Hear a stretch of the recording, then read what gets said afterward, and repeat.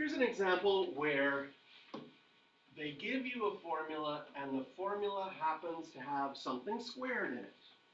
There's an r squared and an r, which makes it quadratic.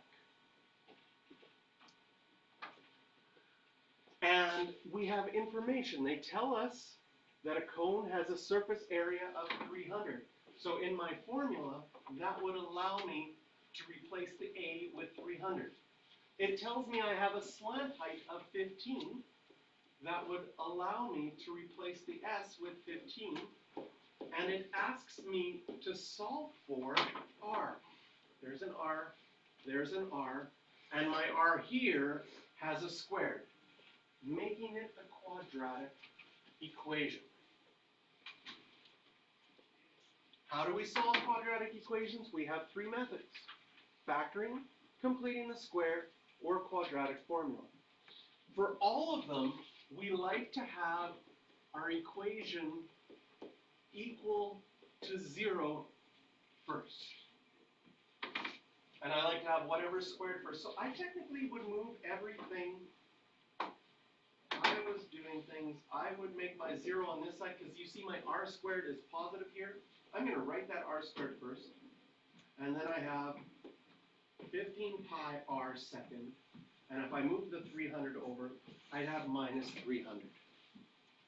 This equation, what is your a value? Your a value is a pi. That right away should say, I do not want to factor. Your b value is a 15 pi. And your c value is a negative 300. Those are not very nice numbers. I don't want to complete the square either. This seems like a brilliant one to use the quadratic formula, where you write negative b, 15 pi, plus or minus b squared, which 15 times 15 is 225, and pi times pi would be pi squared, minus 4 times a, which is pi, times b, which is negative 300, over 2 times a, which is 2 times pi. And it wants it to the nearest hundred. This is also the beautiful thing about your graphing calculator. So if you take out your graphing calculator, and I will try to, maybe I can make it smaller? No.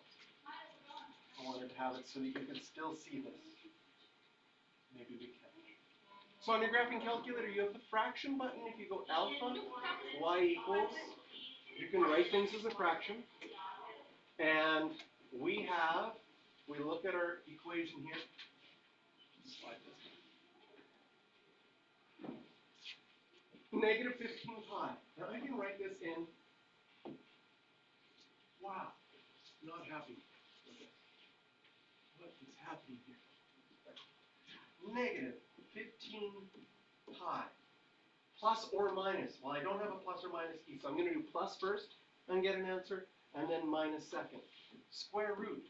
You could even, in brackets, go 15 pi bracket squared.